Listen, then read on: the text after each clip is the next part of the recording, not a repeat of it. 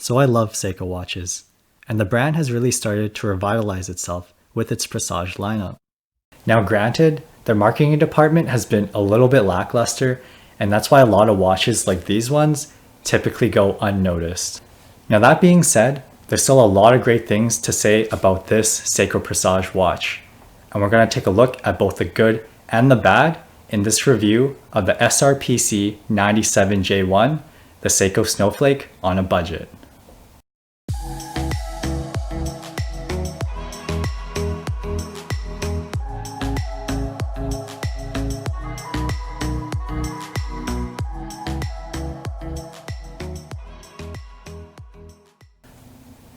Now the backstory to getting this watch is actually kind of a sad one. So when I broke up with my girlfriend last year, I had a lot more time on my hands, and I kind of just shifted all my attention to watches. So I did some Google searching, and apparently this is something called retail therapy.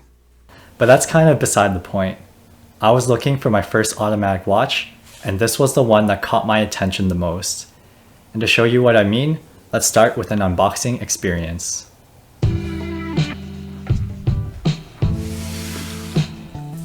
So this watch comes packaged in a pretty generic Seiko box. Once we open up to the inside though, you can see that the watch itself is actually housed in this smaller box. But before we get to that, I'm going to go quickly through the paperwork. So you can see we have the warranty card and the instructions. We also have this pamphlet here, which kind of explains the reasoning or the inspiration behind this watch. So there's a bar in Japan, and the creator of it, Hisashi Kishi, so he's the owner of the bar, and he created this drink called the Fuyu Gishiki, and that's what's the inspiration behind several different models of Seiko Presage watches. And you can see in the middle, that's our model, but there's also two others that have similar dials, but they're a little bit different. All right, moving on to the watch case itself. You can see that the box is made of this kind of textured leather material, which actually makes it feel pretty premium. Once we open it up, so here's the watch itself. You can see up here we have Seiko, we have Presage, which is the lineup that it's part of, and this is actually a limited edition watch. It's one of 7,000, which is actually quite a big number, so I don't know if you can really call 7,000 a limited edition, but that is something to keep in mind. So here we have the watch itself. You can see that this pillow is actually made of the same leathery material. So we're just going to take this off.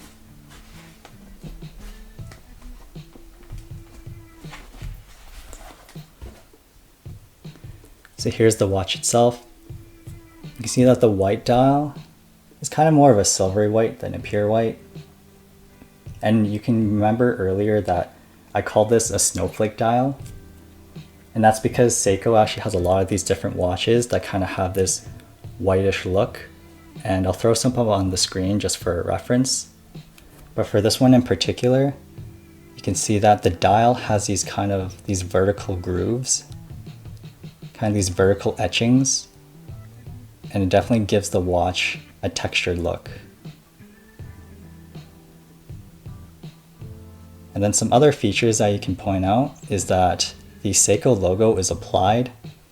So you can see it's kind of raised above the dial, but the Presage automatic below is just printed. And then here you can see the hour markers. They're all very pointed, very sharp. We have these sword Dauphine hands for the hour and minute markers, or the minute hands. And then the second hand is kind of like a needle. So you can see it's kind of like a thread look. And if you just get it at the right angle, you can see it's actually blue. And then some other features you can see is we have the date window at the 3 o'clock. This is an automatic watch, so if I turn the crown here, I don't know if you can hear that, but you can actually wind up the watch. You can see that we have an open case back. So you can see that automatic movement. It has a 42-hour power reserve, and this is the 4R35 movement. And you can see right here, you can clearly tell that this is a limited edition. Finally, one more thing to point out. This leather strap didn't come with the watch to begin with. I actually bought this from a third party. I didn't really like the metal strap or the metal bracelet that came with it. So if you are interested in finding this leather strap, I'll leave a description below. So overall, I would give the unboxing experience a solid A. Now let's take a look at things that I especially liked about this watch. First of all, I love the dial. It's simple, clean, but it never feels boring thanks to that textured pattern. It also feels really well built and premium-like, and it has a 50-meter water resistance, so you can take it swimming. However, this wouldn't be my first choice of watch to wear if I was going to take a dip in the pool, especially with a leather strap. This watch is also whisper quiet. If I put it right up to my ear, I can just barely hear the watch ticking.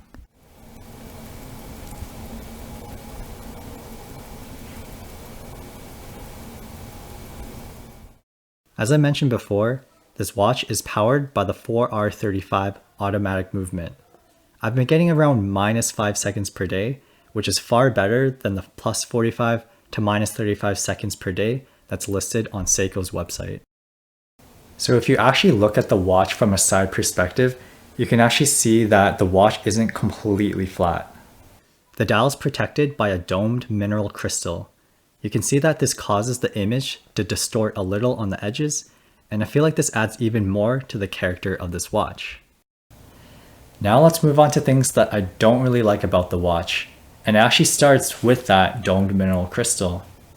So yeah, that same domed crystal that I said I just liked, mineral crystal is a little bit scratch prone, and even though I haven't scratched this watch myself yet, I would have liked for it to have sapphire crystal instead for that extra durability.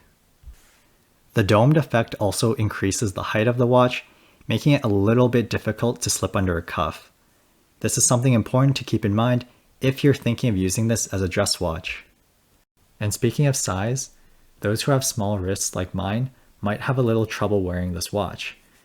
At around 47.5 millimeters lug to lug, this watch barely fits on my 6-inch wrists, with the lugs just hanging off the ends of my wrist. For anyone who has wrists that are larger than 6.5 inches though, this shouldn't be a problem. The included bracelet I mentioned earlier is also kind of a downer. On the one hand, it is fine, it is very functional and it is sturdy, but I feel like it's not really that original. It doesn't really add a lot of character. I do feel like this leather strap is a lot more fitting to give it more of a vintage look.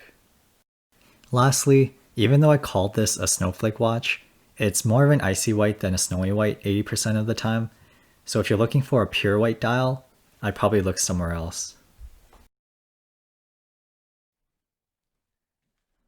Alright, so to wrap things up, I think this watch offers a really clean and simple but interesting dial.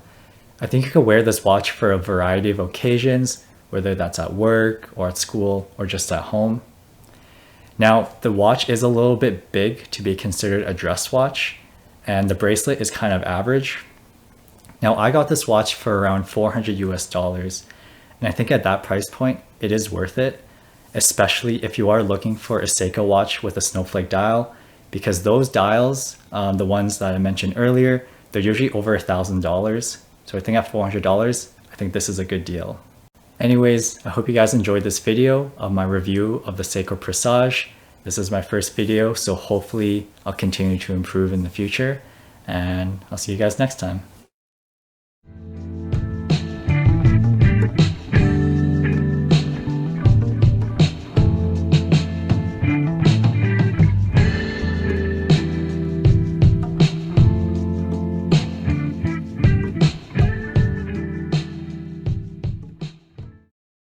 Review of the SRPC97J1, the Snako.